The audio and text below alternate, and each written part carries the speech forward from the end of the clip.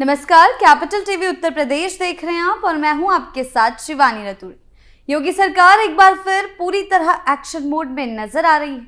नए साल की शुरुआत से पहले ही प्रदेश में लगातार कड़ी कार्रवाइयां देखने को मिल रही हैं। इसी क्रम में एक बड़ी छापेमारी की खबर सामने आई है, जिसने ये साफ कर दिया है कि अब अपराधियों के लिए उत्तर प्रदेश में ना तो कोई सुरक्षित ठिकाना बचा है और ना ही भागने या छिपने की कोई गुंजाइश। सरकार और पुलिस प्रशासन पूरी सतर्कता के साथ काम कर रहा है और यह संदेश साफ है कि चाहे अपराधी कहीं भी छिपा हो, कानून की पकड़ से वो बच नहीं सकता। योगी सरकार ने साफ कर दिया है कि अवैध गतिविधियों में शामिल लोगों के खिलाफ बिना किसी नरमी के सख्त कदम उठाए जाएंगे। नए साल से पहले की एक कार्रवाई न केवल अपराधियों के लिए चेतावनी है, बल्कि आम जनता के लिए भरोसे का संकेत भी है कि प्रदेश में कानून व्यवस्था को लेकर सरकार किसी भी तरह का समझौता नहीं करेगी। एक बड़ी छापेमारी यूपी सरकार द्वारा की गई है, तो क्या कुछ हुआ है, आइए जानते हैं विस्तार से। यूपी एसटीएफ की बड़ी कार्रवाई, योगी का एक्शन मोड, नशे के कारोबारियों पर शिकंजा। जी हां, उत्तर प्रदेश में एसटीएफ ने हापुड़ जिले में एक अंतर्राष्ट्रीय ड्रग तस्करी नेटवर्क का भंडाफोड़ किया है।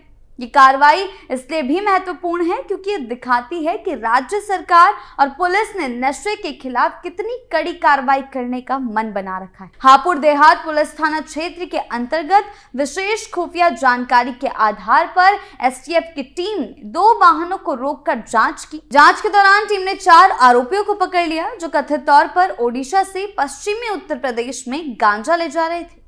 पकड़े गए आरोपियों की पहचान मेरठ जिले के अनुज, अमजद, राहुल कुमार और शामली जिले के खुशनूद खान के रूप में हुई है।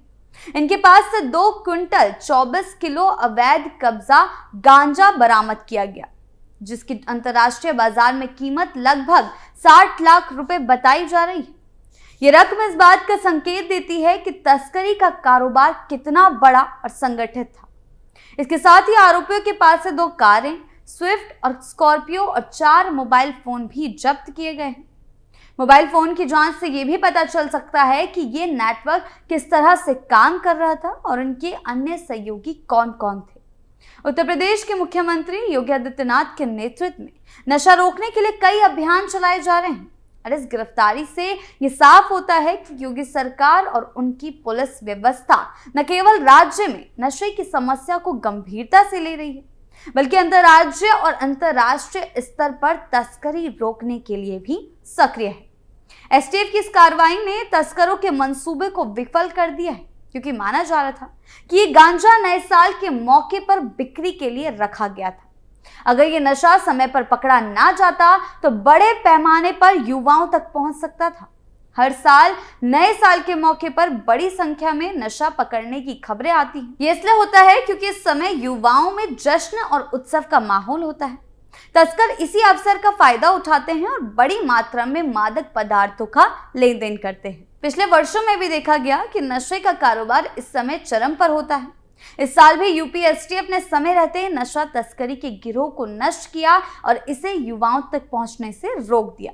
इस गिरफ्तारी से यह भी पता चलता है कि नशा तस्करी केवल स्थानीय स्तर पर नहीं होती, बल्कि यह अंतर्राज्यीय और अंतर्राष्ट्रीय नेटवर्क के माध्यम से संचालित होती है। यानी ये काम पूरी तरह से संगठित और योजनाबद्ध तरीके से किया जाता है। आरोपी ओडिशा से गांजा लेकर उत्तर प्रदेश में आ रहे थे। यह दिखाता है कि नशा तस्करी में राज्य के बीच सहयोग और संपर्क होता है। इस तरह के तस्करी के नेटवर्क को तोड़ना पुलिस और एसटीएफ के लिए चुनौतीपूर्ण होता है, लेकिन इस बार उन्होंने अपनी त्वरित कार्रवाई और खुफिया जानकारी के दम पर इसे सफलतापूर्वक अंजाम दिया। एसटीएफ की टीम की इस सफलता ने यह संदेश दे दिया है कि अपराधी अब सुरक्षित नहीं है, चाहे उनकी गतिविधियां अंतर्राष्ट्रीय हों या सिर्फ राज्य के भीतर। योगी सरकार की टीम हर स्तर पर निगरानी रख रही है। नशा तस्करी के खिलाफ इस तरह की कार्रवाई युवाओं और समाज के लिए भी प्रेरणादायक है। इससे ये साफ संदेश जाता है कि नशा केवल स्वास्थ्य के लिए खतरनाक नहीं है, बल्कि इसके पीछे संगठित अपराध और बड़ी रकम का लेन देन भी होता है। पुलिस और एसटीएफ की इस कार्रवाई के बाद यह भी देखा गया कि तस्कर अब ज्यादा सतर्क हो रहे हैं, उनके कामकाज में बाधा आ रही है और उनका डर बढ़ रहा है। ये न केवल इस गिरोह के लिए बल्कि पूरे राज्य में नशा तस्करी के लिए चेतावनी का काम करता है।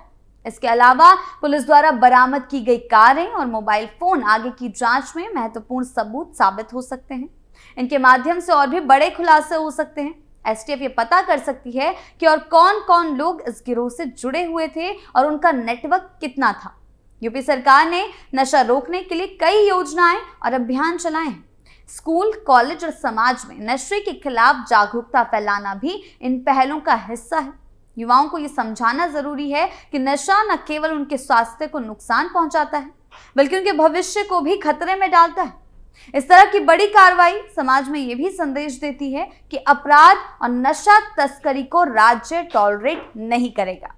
एसटीएफ की सफलता से ये साफ होता है कि योगी सरकार की नशा विरोधी नीतियां केवल शब्दों तक सीमित नहीं है, वास्तविक कार्रवाई में दिखाई देती है। अंतर्राष्ट्रीय स्तर तक फैले तस्करी नेटवर्क को पकड़ना और उन्हें कानून के कटघरे में लाना आसान काम नहीं है, लेकिन यूपी एसटीएफ ने इस चुनौती को पूरा कर लिया। ये कार्रवाई युवा पीढ़ी, माता पिता और समाज के लिए राहत और प्रेरणा का काम करती है। कहा जा सकता है कि यूपी एसटीएफ ने हापुड़ में की गई इस कार्रवाई से न केवल अंतर्राष्ट्रीय ड्रग तस्करी नेटवर्क को रोका है बल्कि ये दिखाया है कि राज्य सरकार और पुलिस युवा पीढ़ी को नशे के खतरों से बचाने के लिए पूरी तरह सतर्क है।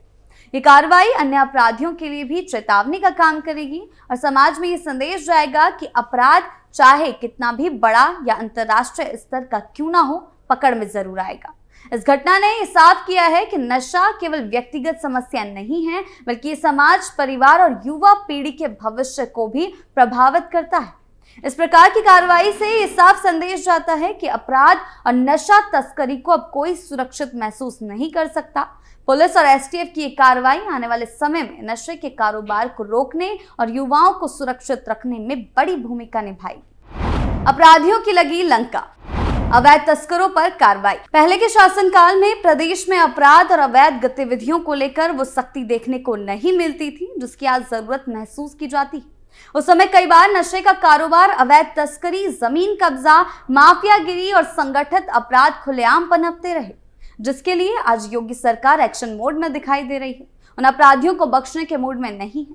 आम जनता को यह महसूस होता था कि अपराधियों के हौसले बुलंद है और कानून का डर कहीं ना कहीं कमजोर पड़ गया था। उस दौरान कई मामलों में कार्रवाई देर से होती थी या फिर प्रभावी ढंग से नहीं हो पाती थी और इसका नतीजा ये हुआ कि अपराधी खुद को सुरक्षित समझने लगे थे और उन्हें लगता था कि वो किसी भी तरह से बच निकलेंगे।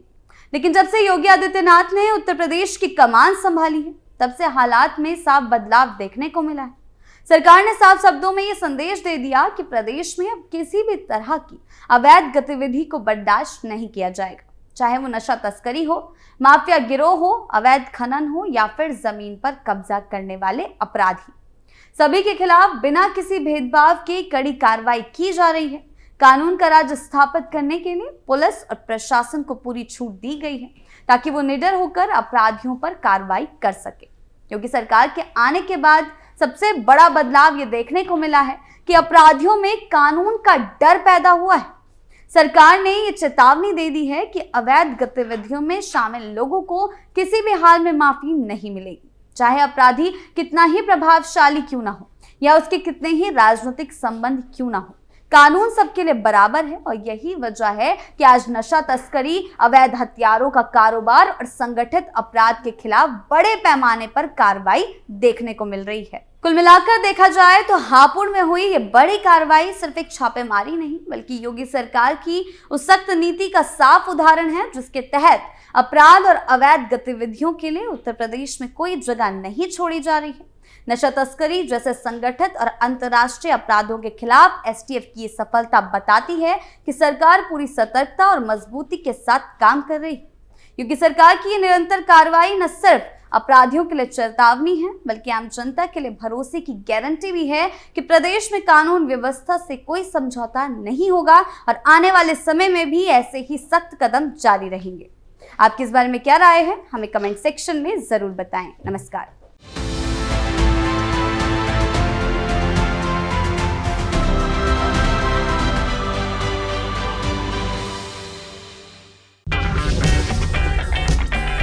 अगर आपको हमारा वीडियो पसंद आया हो तो इसे लाइक करें, हमारे चैनल को सब्सक्राइब करें और हाँ, बेल आइकन दबाना ना भूलें ताकि आप तक हमारे वीडियो की नोटिफिकेशन पहुंचती रहे। आप अपना सुझाव हमें कमेंट बॉक्स में दे सकते हैं। हमारे साथ जुड़ने के लिए शुक्रिया।